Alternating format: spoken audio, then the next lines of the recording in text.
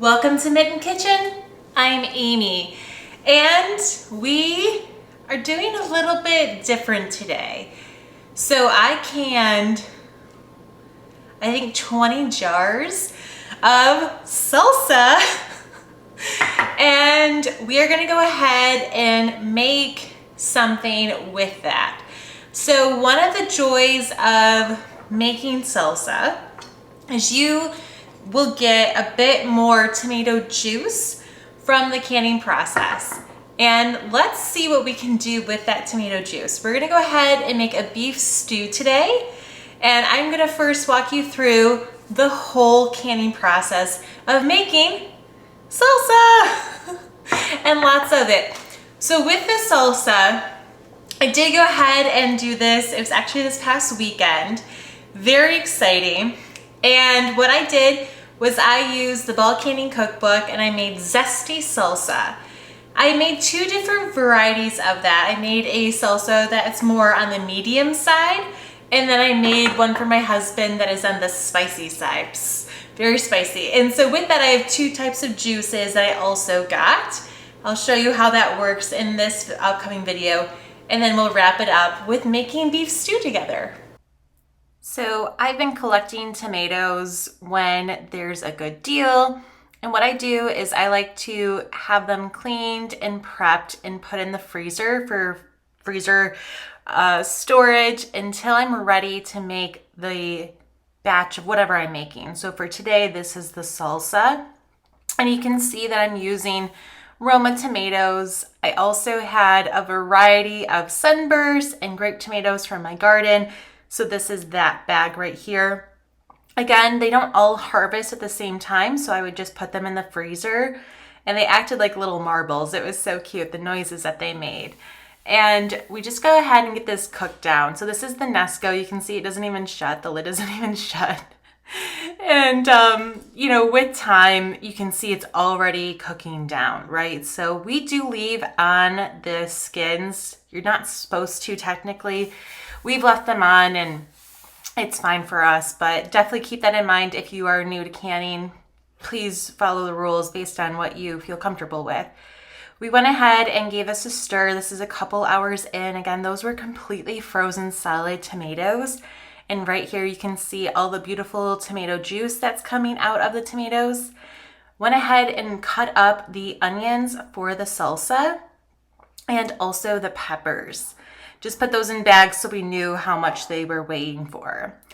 Dumped in the peppers and onions, and this is the zesty salsa. I'll show you later on in the video the spicy salsa for my husband.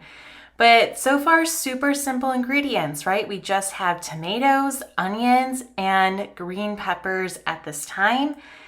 One thing that I find really helpful is to do this seasonally. So when there is a really good deal on onions and peppers, this is when you should be canning, or at least getting them prepped and in the freezer so you can. So here you go. I had a ton of jalapenos from the freezer. I just dumped those in.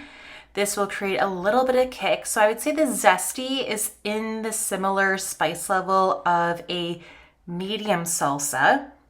So if you're a mild gal or girl or guy, whatever, maybe leave out the jalapenos, but I do like a good medium. So this is really good for my spice level that I like.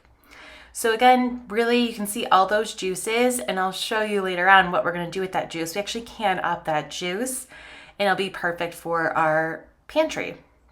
Garlic is a critical ingredient for salsa as well. So I wanted to go ahead and use some fresh garlic. And I haven't been chopping things up very finely because what we're going to do is we're going to use the immersion blender. You can see here I kind of had it vented just to start getting a little bit thicker before we pulled the juice. And here it's looking so good. It's cooked down. I think this was like the next morning or night, I can't remember. But you can see here we're going to go ahead and start getting that blended up. So we blended this to the consistency that we felt was good to hold a bit with a chip, right? You don't want it too loose because then you don't really have a lot of the yummy flavors. So we wanted it blended up. And remember, we're going to remove that juice. I just find that the immersion blender is so helpful, and there was even a little mistake there. I wanted to show you that when the immersion part broke off from the blender. But this is so helpful versus having to dump the liquid out into a traditional blender. I really like this method. Went ahead and added in some apple cider vinegar right here. And look at that, nicely cooked down. Adding in a little bit of salt, you can even see the color change, right? It definitely is more of a richer red at this point. And all of that juice has so much flavor that you don't want to get rid of it, right? You can use it for what I'm making today, like a stew. You can cook rice with it to have a little bit more Spanish flavor. Here's some cilantro. Now, for some reason, every year that we've been canning this, it is really hard to find cilantro. So I think next year I just have to grow it myself because there's never enough cilantro. I wish I had like 3 more of those sizes, but this is all I had for both the zesty and the spicy salsa. So we did what we could, but normally I would have way more cilantro in here, but it's been really hard to find for some reason.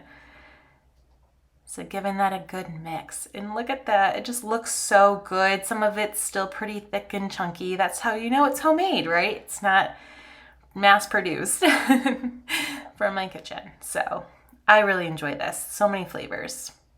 So over here is my husband's spicy salsa. Similar method, have the frozen tomatoes. I didn't make a huge batch of this one because it's really going to be him eating it. But you can see I added in so many jalapenos, and I even add in a little bit more later on. So this is, again, similar ingredients. The tomatoes, the jalapenos, the green peppers. We add in the onions. Really for this one, you'll notice that I just add in actually some hot sauce to really spice it up. I have tried to find habanero peppers. Again, it's like the cilantro. It's really hard to find, so I'm going to have to grow it myself next year because really that's what I want his salsa to have is habanero versus jalapeno. But it turned out really spicy because I added in the hot sauce. So there you go. You can see I added in more of the jalapenos right there. I added in the hot sauce. So it was definitely really spicy. Just being around it, it kind of made us all cough. So you can tell it's a really spicy one just by that color too. The next year, the goal will be to have habanero. And so this salsa should just be nice and beautiful orange. So giving that a blend, adding in the apple cider vinegar. Went ahead and gave that a stir. You can also, I thought this one was really interesting how it was less liquidy than the medium. So the color though is just so beautiful, right? It's that more orange color. Added in the salt there. Salt's really important. Give it that nice salsa flavor. Added in cilantro here. So this process is how I actually get the juice. So it would be kind of challenging to just skim it off. So I actually have a strainer and then I put it down in. So you can see here's where I actually put the more, thick salsa, which will be what we actually can. That product is what we actually will be canning. And then over in this container is that juice. So I just kind of strain it down, scoop it over into the salsa bin. So it's a little bit of a 3-step process, but I find it very easy and not complicated whatsoever. So I actually kind of found it very relaxing. And you can really see your progress, right? So you're taking it from the Nesco and putting it in there. It's funny, we thought we were gonna get so much salsa out of this and we really didn't. So this is for the acidity. This is really important, especially with canning. So we add in our lemon juice here versus in the big batch. It helps us make sure that we know each jar has the right acidity. So this is where I'm just canning up the tomato juice. So I have my funnel, I'm ladling it in. I decided to do quart jars for the tomato juice because I'm typically probably gonna be making like something with rice or like a soup, and I feel like a quart jar will be really nice versus pints. I think pints I would probably need 2, so I might as well just do 1 quart. So really relaxing here as well. And look at that color. I was just so impressed by that beautiful color. That is just tomato juice with all the beautiful flavors that are in the salsa. So that's why I'm like, we can't get rid of it. We got to use this up. It's not just tomatoes, right? It's our own V8 or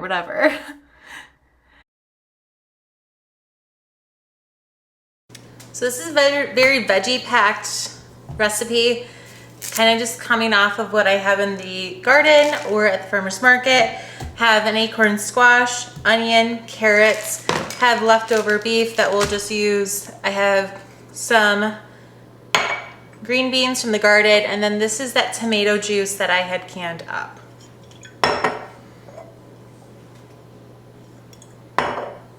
We'll also have some garlic because garlic is important. So we're gonna go ahead and get the saute function going. And I wanna go ahead and get my onion chopped up for this. So you can do potatoes if you have potatoes. I have an acorn squash, so that's what we're gonna use. But if you have potatoes, go ahead and use some potatoes. That would be really good in this recipe. It's just not what I have on hand.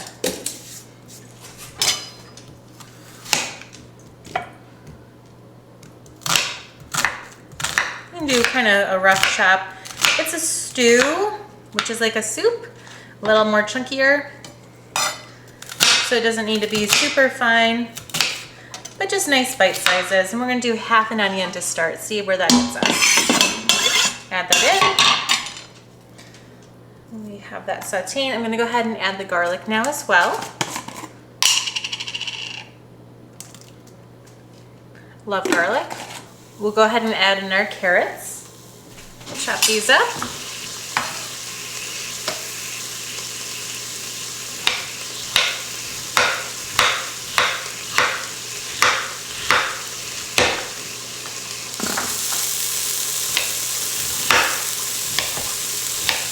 So it's like 90 degrees today, which after Labor Day, it should be cold, right? Or getting cooler, like that 60, 70. It is not.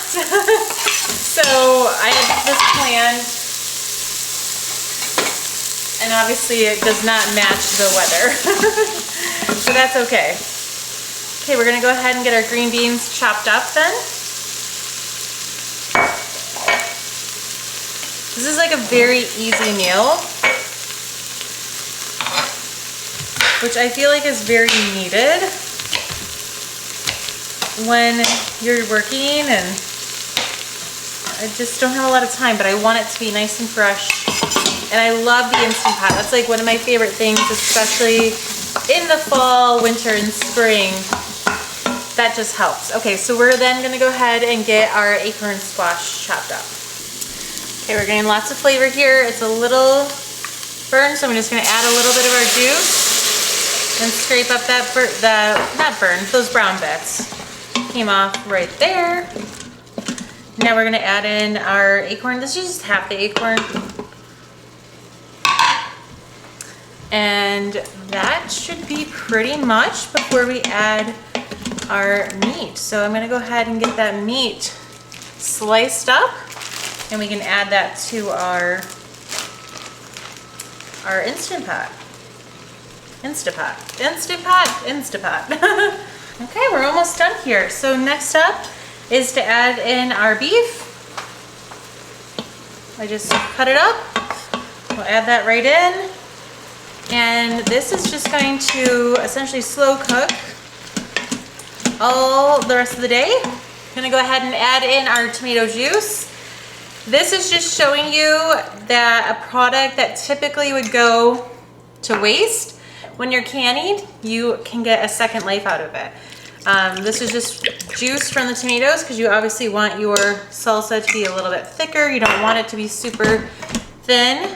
I might add a little bit, I might fill these up with water just because it's a little thick right now. And stew is thick, but it's gonna cook down too.